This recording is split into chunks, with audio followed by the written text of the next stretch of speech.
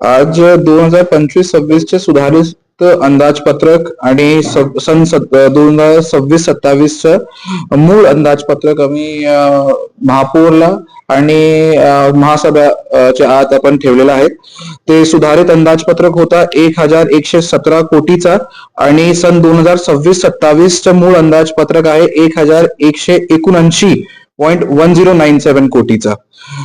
त्याच्यामध्ये मी थोडासा आपल्याला एक विशेषता आहे माझ्या अंदाजपत्रकची ते मी आपल्याला सांगतो.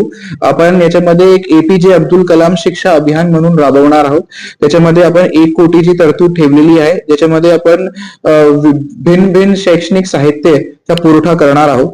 त्याचबरोबर पीएम ई बस सेवासाठी, कारण आपल्या इथे 100 ई बसेस येणार आहेत, त्याच्यासाठी आपण 5 कोटीची भारी तरतूद ठेवलेली आहे.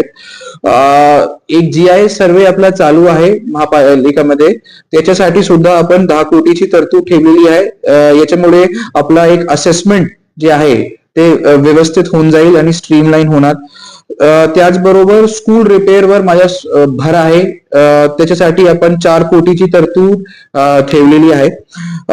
100 MLD ची योजनाचं काम सध्या चालू आहे. ते सेंट्रल गव्हर्नमेंटची योजना आहे अमृत 2.0 मध्ये, त्याच्यासाठी सुद्धा आपण 25 कोटी ची तरतूद ठेवलेली आहे.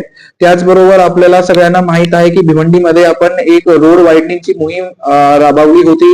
त्याच्यामध्ये आपण लोकांना एक प्रॉमिस केलं होतं की जे काही पुनर्वसन आहे किंवा रोड आहे, रोड कन्स्ट्रक्शन ते आपण करणार आहोत. त्याच्यासाठी आपण सध्या रोडचे कन्स्ट्रक्शन साठी आणि नवीन विद्युत खांब शिफ्ट करण्यासाठी 2 कोटीची तरतूद सुद्धा ठेवलेली आहे. डिटेल माहिती 5%ची अराउंड ते मी आपल्याला एक्झॅक्टली एकदा बघून मी आपल्याला सांगतो. पण ओव्हरऑल 326 लाखाची 5%ची तरतूद आपण ठेवलेली आहे. त्याच्यामध्ये आपण महिला बाल कल्याण, दुर्बल घटक कल्याण व दिव्यांग कल्याण इन्क्लुडेड आहे.